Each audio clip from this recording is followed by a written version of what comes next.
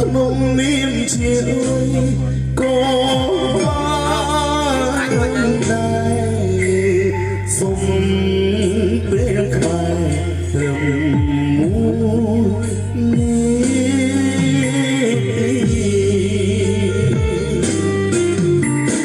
នឹកអូនខ្លាំងណាស់ដឹង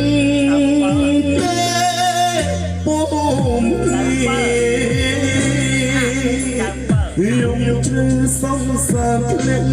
ទឹកភ្លែកសោកានឹកពុំងីធ្លាប់ថ្នាក់